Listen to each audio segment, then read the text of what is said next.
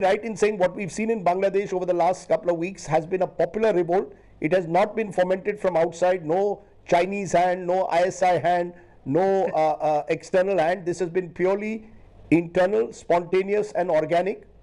It has been purely internal, organic, spontaneous, and it would not have come to this if the Awami League government had been a little more mature, little more circumspect, a little more, not much, a little more tolerant. I mean, just to give you one figure, within a matter of just about a week, more than 200 citizens, out of which 50 students, were shot on the streets of Dhaka. Now, imagine a history of the whole subcontinent. Did you ever hear of 200 people being killed through police firing within a matter of 7 days? I really cannot still comprehend what got into the government's mind, what got into Sheikh Hasina's mind. We had our language movement in which only 4 people were killed in 1952. We had a anti-Ayub movement in 1969 when only 1 student was killed in the street of Dhaka. I mean, there were other killings on and off, but never.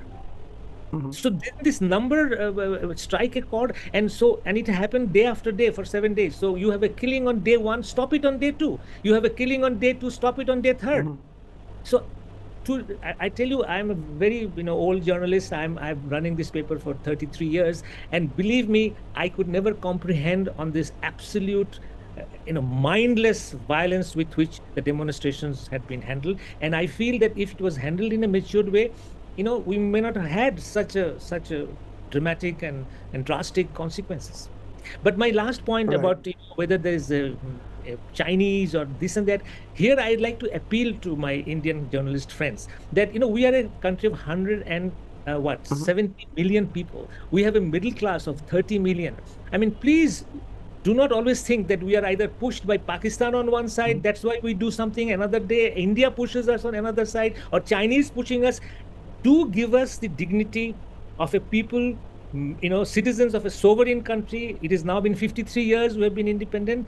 We have learned something, and we are not always lackeys of this country or that country. We love Bangladesh and we will build it.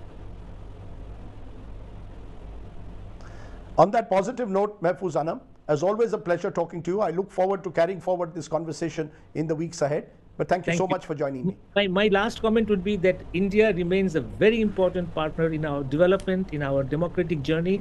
And so India, instead of coming to conclusions very quickly that this is this or that, Pakistan, China, or religious extremists, please calmly understand what is happening in Bangladesh.